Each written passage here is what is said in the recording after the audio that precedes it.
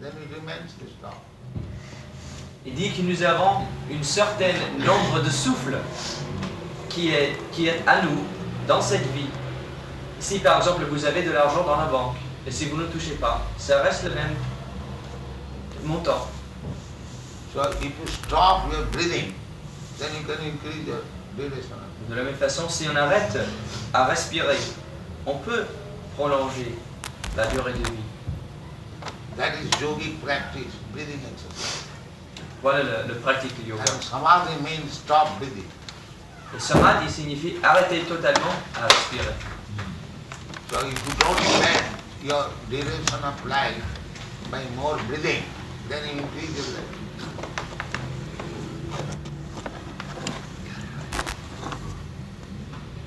Still there are yogis who are 300, 400 years. Il y a toujours en Inde ces yogis. Oui. J'ai eu aussi, I had also a great friend in India called Sri Krishna Prem. You have known him. Yes, professor in Lucknow University. His name was Mr. Nixon. Lucknow? Nixon? Nixon. Nixon? Yes, his name was Nixon. Professor Kotovsky. Kotovsky. Kotovsky. He is the director of Indology in Moscow. So my talk with was published in some. Yes, I have this book in my office in Paris. But he does not believe in incarnation. And he still is professor of Indology. Il dit qu'il ne croit pas. Oui, j'ai compris. Il ne croit pas en l'incarnation et il est professeur d'indologie. Quand même. He doesn't believe in the soul. Professor Kotovsky, he doesn't believe in the existence of soul. But I think that he's a Marxist. Yes, he's a, Yes, so I think. or at least he has to appear as one to maintain Yes. his position. Prabhupada's point There are is many that professors in Russia of religion on history of religion, but who don't believe in nothing. that was Prabhupada's point, that it's ironic that in modern societies men are called professors or being proficient in knowledge, but yet they're ignorant of the soul, which is the most basic knowledge, Yes. the most fundamental knowledge. Yes. According to the Vedic system, Indian system, even the most ignorant man knows about the soul, what to speak of the great learned sages. But in this society, Western society, the so-called learned men, they're supposed to be the topmost learned men. They don't even know of the soul, therefore they're not even in the class of an ignorant man. They're lower than even ignorance. And according to Vedic understanding, one who does not understand what is soul, he identifies himself with this body, is animal. This is also a fundamental idea of Christian spirituality.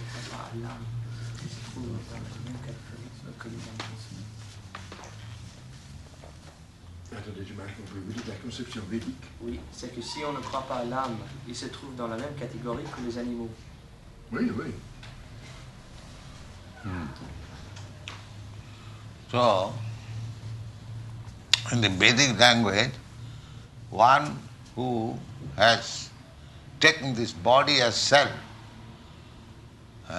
jashatma buddhi gunape tridhatuke, and sadhik kalatradishu, and own man with the family, society, community, national, not outside that. Sadhi, they are my own man.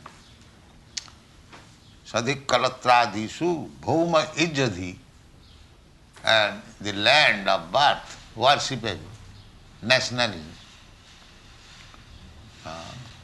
Jatirtha buddhi shalile nakarhichit, and holy place to take bath in the water of Jordan or Ganges. Such persons are considered as Gokhara. Go means cow, khara means ass. That means animals. Il dit que les gens qui pensent que ma famille, mes enfants, mon pays sont adorables, que je deviens purifié en visitant les endroits sacres pour me baigner dans les fleuves. Ces gens se trouvent dans le même groupe que les vaches et les ânes. What is your conception of the soul? Do you believe in the soul? Il me pose une question. Qu'est-ce que c'est votre conception? You understand him? I understand my conception of soul. Right.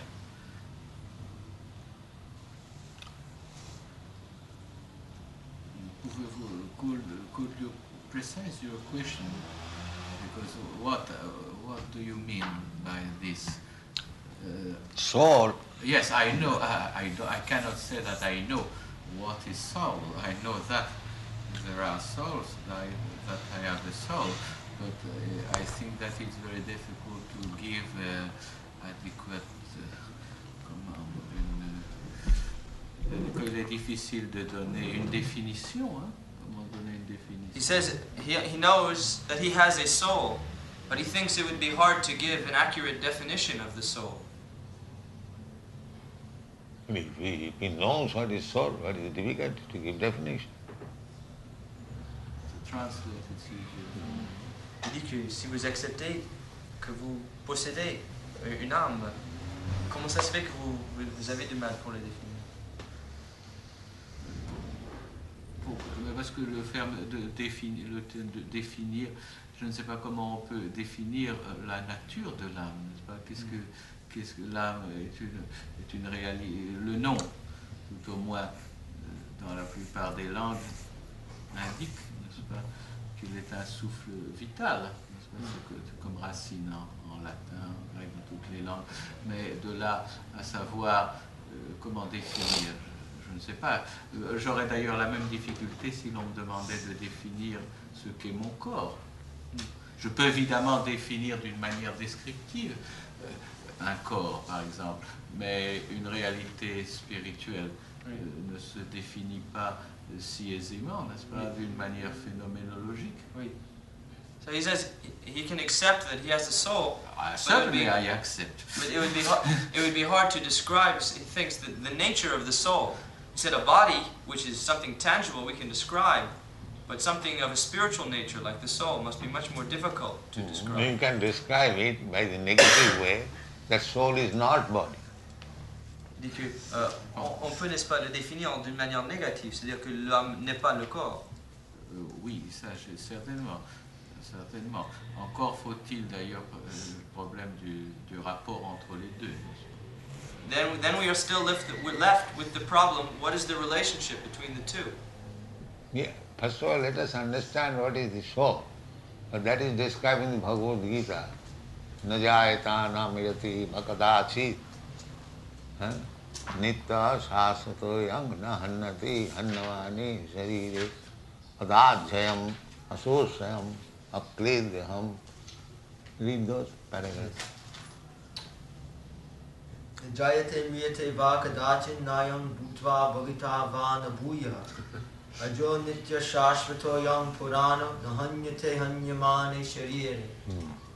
Translation. For the soul there is never birth nor death, nor having once been does he ever cease to be. He is unborn, eternal, ever existing, undying and primeval.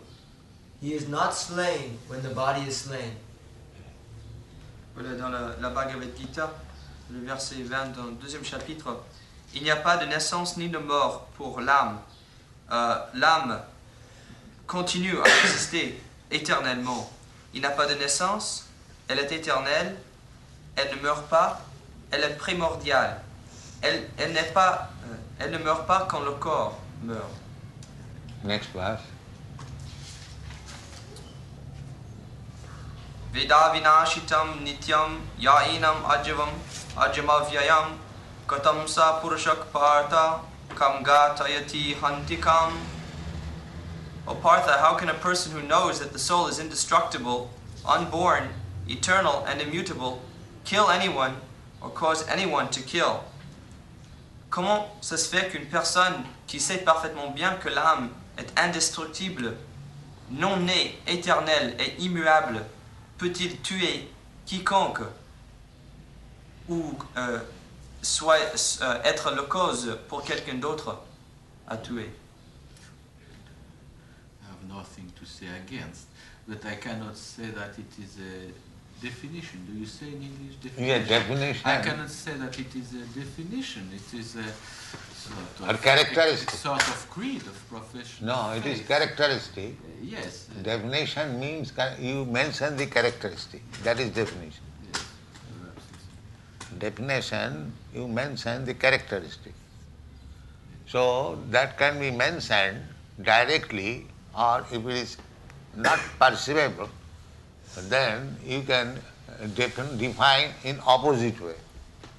Il dit que quand la définition directe de quelque chose n'est pas disponible, on peut le préciser d'une manière indirecte en décrivant les caractéristiques. Just like we have got experience, everything in the material world, it is beginning. There is a beginning. Anything of this, your body, mind, body, everything, it has got a beginning and it has got an end. So, it is stated, na jayate na mriyate eva. It has no beginning, no end. Juste comme, par exemple, nous avons d'expérience que dans ce monde matériel, toutes choses ont un commencement et une fin. Et donc l'âme, telle que la définition nous a décrit tout à l'heure, l'âme n'a jayate, n'a pas de commencement ni de fin. And nitya, eternal, shasvata, very old, Purana. Na hannate hannamane sarire. It is not destroyed, annihilated after the destruction of the body. L'âme n'est pas annihilée avec l'annihilation du corps matériel. So, if we accept this definition, then we can understand the soul is eternal. Donc si on accepte cette définition, on peut préciser quelque chose Or characteristic, if we accept this characteristic, na hannate hannamane sarire, after the destruction of body, the soul is never destroyed, then you can understand the soul is eternal. Si on And it is clearly stated, na hannate hannamane sarire. After the destruction of the body, it is not destroyed. So, it means it takes another body. La conclusion alors, c'est que si l'âme n'est pas détruite au moment de la mort, donc l'âme, en quittant ce corps, doit en prendre un autre. Nous entrons dans le domaine des croyances, n'est-ce pas? Et là, ça ne découle pas logiquement. C'est un point de vue que je connais bien, n'est-ce pas? Enfin, là ne découle pas fatalement, c'est une option, n'est-ce pas? Le premier point, même si l'on admet le premier point, le deuxième ne découle pas, disons... He says that's not necessarily the logical conclusion. He says he's familiar with that theory, but it's more a question of faith. He says it's not actually a logical conclusion that if the soul leaves this body, it must take another one. What does he mean by logic? Qu'est-ce que vous voulez dire par logiquement? J'entends que ça ne s'impose pas d'une manière évidente à moi. He says that means that it's not something that's very evident to me. It may not be evident to him, but why not others? À vous, peut-être pas, mais à beaucoup d'autres, ça semble très logique. Ça, je n'en doute pas. D'ailleurs, je trouve qu'il est très bien qu'en général, que de telles choses ne puissent pas être d'une évidence absolue, parce que si c'était d'une évidence absolue, ce serait contraignant. Et par conséquent, ce serait une atteinte absolue à la liberté. He says, one thing is that he feels kind of glad that it's more or less a question of opinion, because if it was absolute truth, then it would be too restricting for everyone. No, it is absolute truth. but there are different ways of understanding absolute truth. He is taking only one way, direct perception. Il dit non, c'est la vérité absolue, mais on peut apercevoir la vérité absolue de différents points de vision. Et vous, par exemple, vous prenez le point de perception directe, empirique, on peut dire. Oh non, parce que la croyance chrétienne n'est pas non plus, n'est pas du tout démontrable d'une manière, n'est pas plus davantage démontrable par des voies purement logiques. Que la vérité absolue n'est pas démontrable par la logique. Je veux dire que l'on admette ce qu'on a dit sur la réincarnation ou que l'on n'admette pas cela, de toute façon, ce n'est pas des choses qui s'imposent d'une manière évidente à chacun. D'ailleurs, si ça s'imposait d'une manière évidente, tout le monde croirait. He said, if it were an absolute truth, it would be evident to everyone. Yes, but everyone is not advanced in knowledge. Mais ce n'est pas que tout le monde est très avancé dans la connaissance spirituelle. Donc, si la chose n'est pas évidente à tout le monde, on peut comprendre. Je vois ce que vous voulez dire par là. Mais il y a aussi des gens d'une grande spiritualité qui n'admettent pas cela, n'est-ce pas? Donc ça, mon problème, enfin la question demeure, n'est-ce pas? He says the question remains because there are other very spiritually advanced men who don't accept that idea. No, somebody may be known as spiritually advanced according to the society, but he may not be. Peut-être à travers l'opinion populaire, quelqu'un a un peu de renommée comme un homme, en étant un homme spirituel, mais ça c'est d'autres choses. Another thing is that what is the way of understanding the absolute truth? Let him explain. Une autre chose, peut-être une question plus à base, c'est quelle est la façon de comprendre la vérité absolue? What is the standard way of understanding absolute truth? Quel est le moyen à travers lequel il faut comprendre la vérité absolue? Je n'ai pas. Vous savez, je n'ai pas de réponse dans le cadre de cette problématique.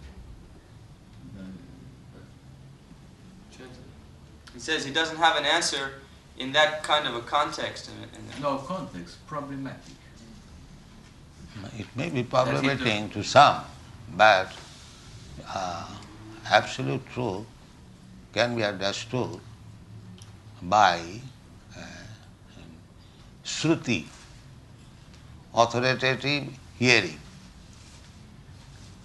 Il dit qu'on peut comprendre la vérité absolue par le Shruti, qui signifie écouter d'une autorité, quelqu'un faisant autorité. When the Absolute reveals himself, then Shruti means the absolute knowledge from the Absolute, from God. Shruti signifie quand la vérité absolue se révèle elle-même, la connaissance provenant du Suprême lui-même. Yes. The absolute truth is known by the absolute method, which is called Shruti, hearing from the absolute. La vérité absolue peut être comprise par quelqu'un qui la reçoit par la voix absolue, c'est-à-dire Shruti, ou écouter de l'absolu. Absolute cannot be imagined or speculated. On ne peut pas arriver à la vérité absolue par l'imagination ou par la spéculation mentale. Je suis d'accord sur ce dernier point. C'est un point fondamental de la spiritualité chrétienne orientale. That is a fundamental point. Yes. So therefore, we accept absolute truth from the absolute. Donc, quant à nous, nous acceptons la vérité absolue de la vérité absolue. And according to the Vedic system, in different times and different places, according to the mentality and the culture of the people, the Absolute has made himself known on different levels, higher and lower levels. But that the Absolute as revealed through the Vedas, specifically the Bhagavad Gita, is the most advanced level. It is the standard by which all other levels are judged. It is the most advanced, complete knowledge. Yes, I know this. I know this. C'est-à-dire que je le connais. Enfin, je n'ai pas expérimenté. But it's not just an opinion. It's not just a secular idea. By scientific principle, if we consider the logic of all the propositions of Bhagavad Gita in relation to the Bible and Quran, if we're actually impartial and open, then we'll understand that truth. It's not a matter of opinion, it's a matter of superior logic, extending the same basic truths to their highest perfection. So in discussing the merits of Bhagavad Gita versus another scripture, it's not that we're trying to argue just for the sake of polemics, but to establish the real standard. What is the most elevated or advanced standard of the knowledge?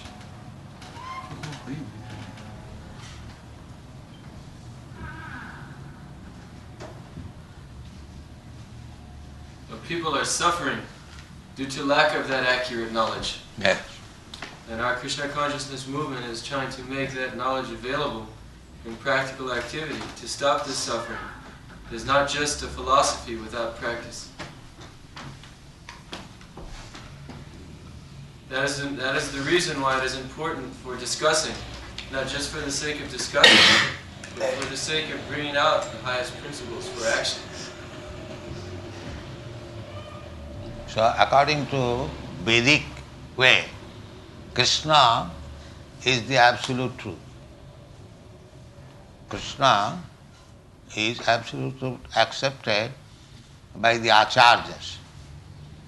Indian civilization is carried on the advice of the acharya sampradaya. So all the acharyas like Shankaracharya, Ramanujacharya, Madhvacharya, they all accept Krishna as the absolute truth. So when we hear from Krishna, then we get absolute knowledge. Il dit que selon les Védas, Krishna est accepté comme la vérité absolue.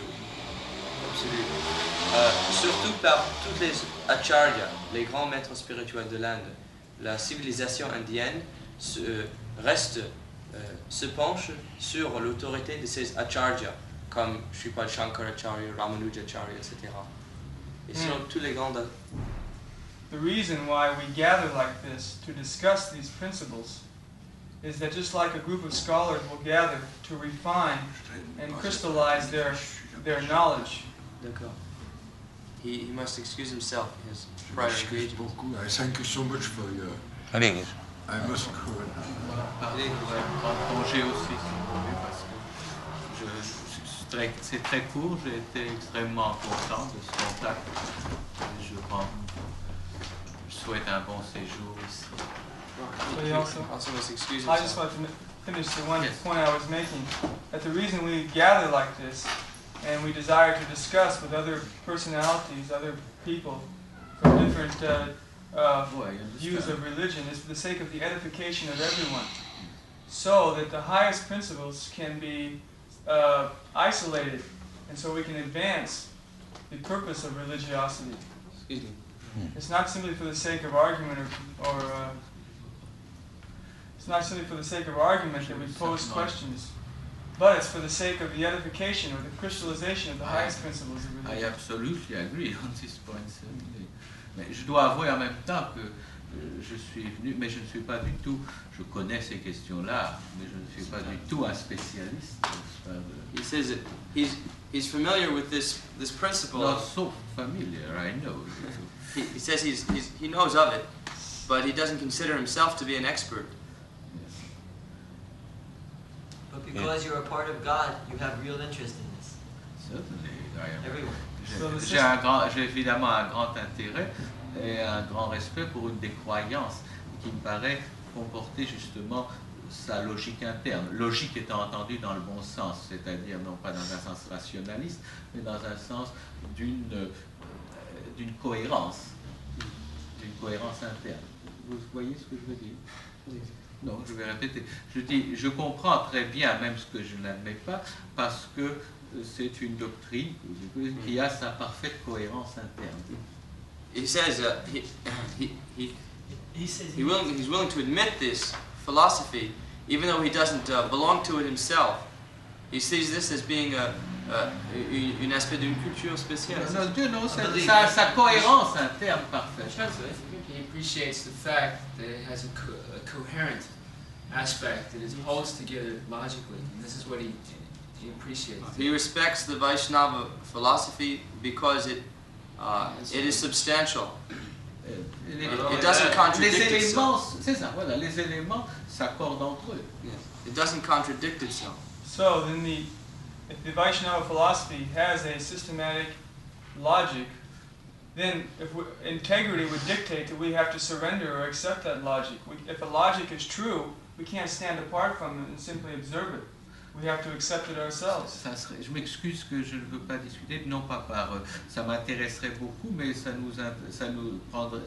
je n'ai pas le temps, malheureusement. Ça sera une longue discussion, n'est-ce pas? Parce que tout le problème est à partir des présupposés, des bases. Je suis tout à fait d'accord que si l'on admet pleinement certaines bases, tout la suite se suit logiquement, n'est-ce pas? Voilà ce que mais je m'excuse de ne pas poursuivre parce que j'exprimerai mes pensées d'une manière trop simpliste. Alors je ne veux pas en le faisant brièvement, n'est-ce pas? Je m'excuse de ne pas poursuivre cette discussion, non pas par son manque d'intérêt, mais au contraire par son grand intérêt. Et comme je suis malheureusement assez pressé, je ne pourrais You're right on the brink of absolute truth. Don't run away. So he wants to. He says that even though he has a great interest in this discussion, because he has prior commitments, So he's unable to. That's all right. Of course. It's super shallow. No. Bon séjour à Paris. Oh, I have. It is the same that you have given to me. C'est une discussion. This is me. He's already received. He already has the books. He has got. Oui, je l'ai. On me l'a donné quand on est venu me voir. That's all right. Yes. I have, and I have read with great interest. So, No. Thank you very much. Merci. Excusez-moi d'être resté si brièvement, mais je ne pensais pas que je pensais que c'était simplement une visite formelle. Oui, c'est pour cela que nous I was thinking that it was only a formal visit. C'est pour ça que je m'excuse de rester si brièvement. Dites que je m'excuse de rester si brièvement. Peut-être vous pouvez revenir. Tomorrow night we have very nice conference in South Playoff. I have seen in many places I have seen this. So you're welcome to come. Thank you. Merci. Take on This man was. What is his position? He's the head of the Russian Orthodox Church. He's the head of the church, but he cannot. He's afraid. He feels he's not qualified to discuss spiritual matters.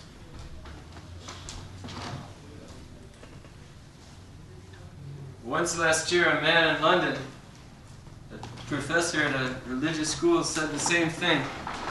And you said that, according to our Vedic philosophy, if a teacher doesn't know something, he should step down. His answer was, I can't do that.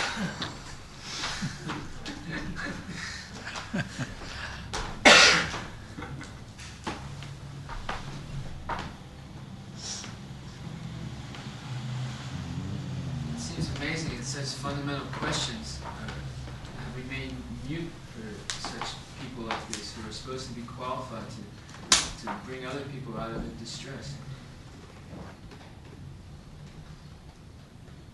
That's why the church now has lost everyone, because even its leaders are saying, I don't know anything.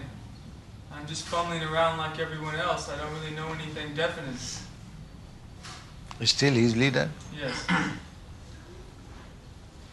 It's the impersonalists.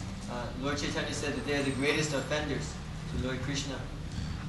So most of the so-called religious people of the world today, if they have a conception of God, it is that God is impersonal spirit.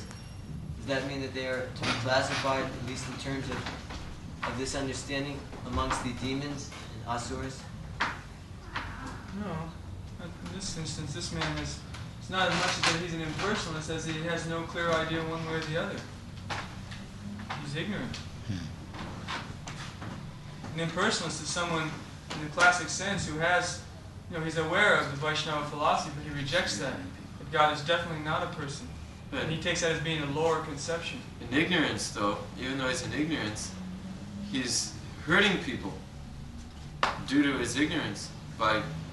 He's claiming to be a teacher, and even though he may be innocent or ignorant, it's because he's in that position of leader, he's actually hurting people, wasting their life. He left Srila Prabhupada because he was very afraid that we were right. He was very afraid because... He said he had another engagement. Yes. Maya. In the world today, it seems as if, just like the men take advantage of women and make them topless and bottomless, also they try and encourage people like this to be leaders of religion. That way the mass of people don't take any real interest. They do this in Russia too, is they kill the sincere religious leaders and they put their own men as a religious leader, and just sort of undermines the whole purity and the importance of the instruction. And no one listens.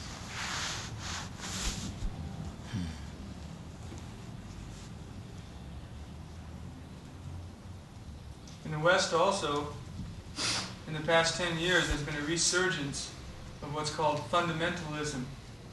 For so long, the Christian liturgy, the Christian doctrine got so hodgepodge and so wishy-washy that people were leaving because there was simply nothing there solid for them to grasp onto. Now fundamentalism, or the very basic principles that God is the Almighty, and that we are sinners, and if we don't repent, God's going to strike us down with wrath and anger. That basic principle of fear of God, that is receiving new support. Many people are coming back to that because even though it's a very vague thing, still it's something definite. God is there, and if I do something wrong, He's going to cut me down. Rather than, well, nothing's wrong, nothing's right, it's all hodgepodge, wish-wash. People can't grasp onto that. There's nothing for them to That is Mayavad. Nothing wrong, nothing right. Everything is all right.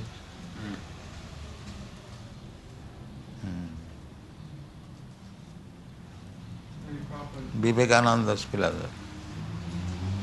Prabhupada, I think we'll leave around 7:30, so perhaps you can take a little rest before the engagement.